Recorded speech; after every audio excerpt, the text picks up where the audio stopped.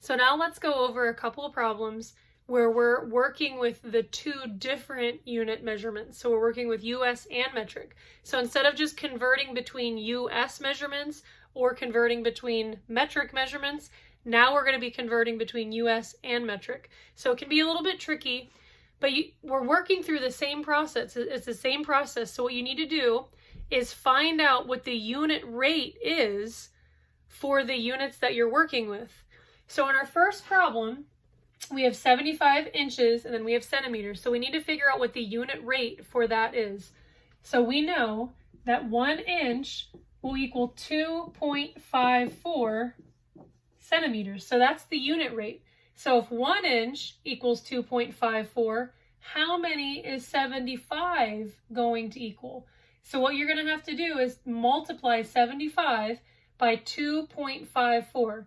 If you do that on your calculator, you'll get 190.5. So 190.5 centimeters. So because an inch is longer than a centimeter, we're multiplying in this scenario. Now, if we were starting with centimeters, so say we had 190 centimeters and we wanted to know how many inches that was, since a centimeter is smaller, in order to get the inches, you would have to divide by the 2.54. So just remember that if you're starting with the bigger unit and you're going to the smaller, you're going to multiply. And if you're starting with the smaller unit and you're converting it to the bigger measurement, you're going to divide. So our second one is also distance.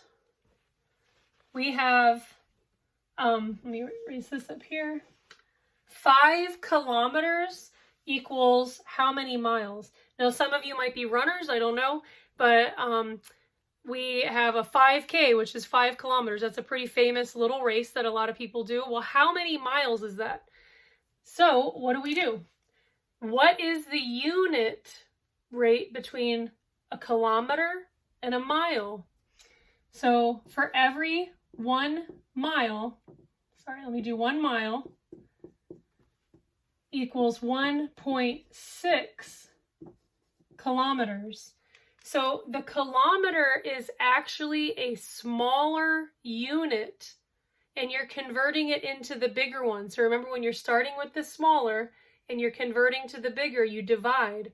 So you're going to have to take this 5K and divide it by the 1.6. So if we have 5 divided by 1.6, that gives us about 3.1. It'll be 3.125. So you may have already known this. If you're a runner, you know that a 5K is about 3.1 miles. And this is the math that shows that. So again, we're starting with the smaller unit now because a kilometer is less than a mile. And in order to get it into miles, we're going to have to divide by that unit measurement.